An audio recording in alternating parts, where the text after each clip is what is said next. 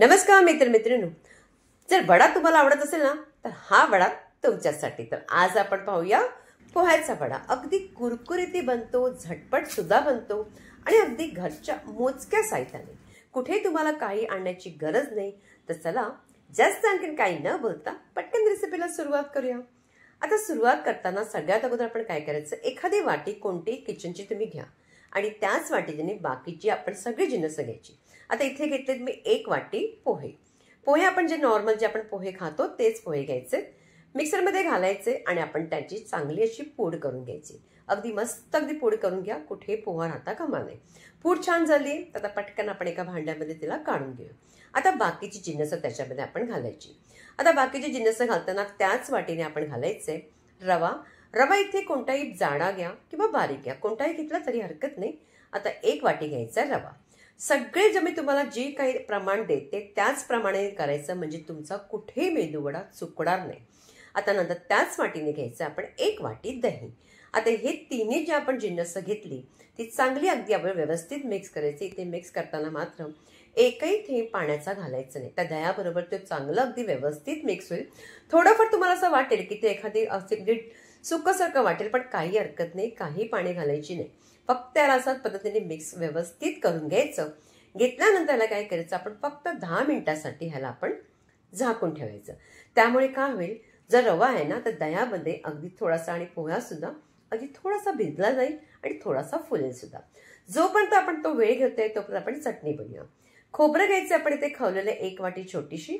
शेंगदाणे घ्या किंवा तुम्ही चण्याची डाळ असेल तर ती घ्या, मात्र ती भाजलेली चण्याची डाळ घ्यायची आणि इथे मी भाजलेले शेंगदाणे घेतले. आलं घातलंय, थोडंसं हिरव्या मिरच्या घालायचे, जरासा चिंचेचा तुकडा त्याचबरोबर घालायची. कढीपत्त्याची पानं घाला, मस्त चटणी लागते.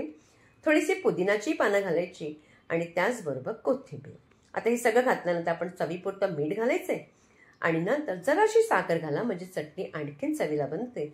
आणि वाटताना मात्र बर्फाचे तुकडे नक्की टाका, म्हणजे रंग तसाच आपल्या चटणीचा राहतो. कधीही लक्षात ठेवा, चटणी वाटताना मात्र बर्फ नक्की टाका, म्हणजे ते गरम होत नाही. बघा चटणीचा रंग तुम्हाला दिसेल, मस्त चटणी झाली. आणि ह्याला आणखीन चव देण्यासाठी खमंग अशी फोडणी देऊया. तेल गरम केलेले त्याच्यामध्ये राई टाकायची. राई थोडीशी तडतडली की लगेच टाकायची उडदाची डाळ, अगदी अर्धा चमचा. त्याचाही रंग जरासा बदली झाला की लगेच आपण त्याच्यामध्ये टाकूया सुक्या मिरच्या. थोड्याशा असतील तर टाका, जर नसेल तर काही हरकत नाही. कढीपत्ता टाकायचा आणि गॅस बंद करून हिंग टाकायचे. ही आपली जी खमंग फोडणी आहे ना ह्याच्यावरती घालून पटकन झाकण लावायचं, म्हणजे ही फोडणी त्या चटणीमध्ये अगदी चांगला सुवास दरवळत राहील. चटणी सुद्धा रेडी झालेली आहे, मस्त दिसते बघा, रंग तसाच आहे, म्हणून नक्की बर्फ घालायचे. आता हे जे मिश्रण आहे त्याला अगदी 10 मिनिटं झालेले. 10 मिनिटं झाल्यानंतर आपण हे मिश्रणामध्ये आता बाकीचं घालायचं, म्हणजे सगळ्यात त्या वड्याला अगदी चव जास्त यावी, त्याचबरोबर रंग छान दिसावा म्हणून त्याच घालायचा उकडलेला बटाटा. इथे उकडलेला बटाटा मी किसून घेतलाय, तर अर्धी वाटी घ्यायचे, त्याच वाटीने अर्धी वाटी घ्यायची. आता ही मी घेताना वाटी मात्र थोडी छोटी घेतली होती. त्याचबरोबर काळी मिरीची पूड घालायची आणि हिरवी मिरची आल्याची पेस्ट ती घातली की नंतर घालायची कढीपत्त्याची पानं थोडीशी कापून घाला आणि त्याचबरोबर चवीपुरतं मीठ. आता हे सगळं झालं, आणखीन काही नाही, फक्त आता कोथिंबीर टाकायची आहे. आणि कोथिंबीर टाकल्यानंतर याला चांगला अगदी आतमधून चांगला अगदी मस्त फुलून यावा वडा आणि चांगला कुरकुरीत व्हावा, म्हणून त्याच्यामध्ये घालायचं आपण बेकिंग सोडा, अर्ध्या चमचापेक्षाही कमी, अगदी पाव चमचा म्हणाल ना तर हरकत नाही. आता हे सगळे जिन्नस घातले. आता फक्त एवढंच करायचं, हे जे वड्याचं मिश्रण आहे आपण चांगलं अगदी चांगलं मळून घ्यायचं. जसं आपण पीठ वगैरे कसं मळतो त्याच पद्धतीने चांगला एकजीव करा आणि छान असं अगदी मळून घ्या. इथे तुम्ही जेव्हा मळाल ना तेव्हाच तुमचे वडे कुठेही फुटणार नाही. ही टिप्स मात्र नक्की लक्षात ठेवा. बघा आपलं छान असं आपलं पीठ मळलं गेले. आता आपण वडे बनवण्याची सुरुवात करा. वडे बनवताना काय करायचं, हाताला थोडंसं तेल लावून घ्यायचं. नंतर एखादा आपण अशा पद्धतीचा पिठाचा गोळा उचलायचा.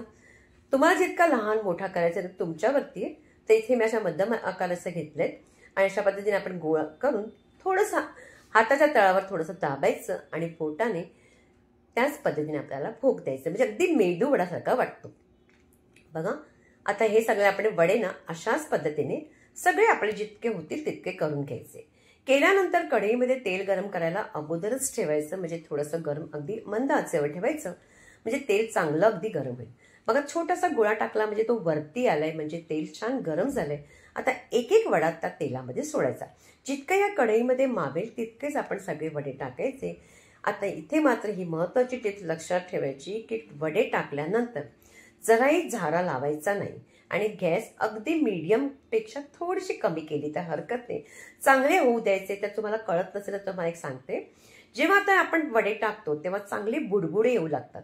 आता हे बुडबुडे जरा कमी होत झाले ना, जसे कमी होईल त्याच वेळी आपण झाऱ्याने त्याला आपण उलट करायचे.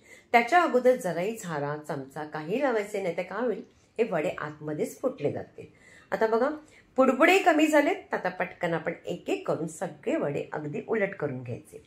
या वड्यांना मात्र मस्तसा रंग सुनेरी असा अगदी सोनेरी रंग असा येतो.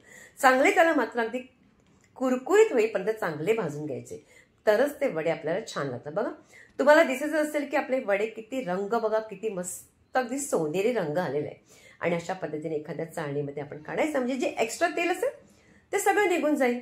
आता अशाच पद्धतीने जे बाकीचे वडे आपण ते सुद्धा आपण तळून घ्यायचे. तळताना बघा कुठेही तुम्हाला दिसलंच असेल, कुठेही चुकला नाही, म्हणजे आपलं प्रमाण परफेक्ट आहे. तुम्हाला सांगितले त्या पद्धतीने आपण चांगलं पीठ मळायचं. या सगळ्या गोष्टी लक्षात ठेवायच्या, म्हणजे वडे तुमचे अगदी झटपट सुद्धा बनतील. खायला म्हणाल ना अगदी मस्त लागतात. सगळे वडे मी जितके झाले तितके काढून घेतलेले आहेत. आणि हे बघा वडेचा रंग दिसतच असेल. आता पटकन काय करूया, जी चटणी आहे त्या चटणी बरोबर आपण याला सर्व करूया. तुम्ही सॉसही देऊ शकता, पण ही जी चटणी बनवली ना अगदी मस्त झाली होती. आता ही चटणी ठेवली आहे आणि बरोबर माझ्याकडे लाल चटणी सुद्धा मी केली होती, ती सुद्धा होती. आता एखादा तुम्हाला वडा मी तोडून सुद्धा दाखवते. आवाजावरूनच कळेल की तो किती कुरकुरीत असा आपला वडे बनला आहे, म्हणजे पोह्याचा वडा बनला आहे. बघा किती मस्त आपला वडे बनले सगळे.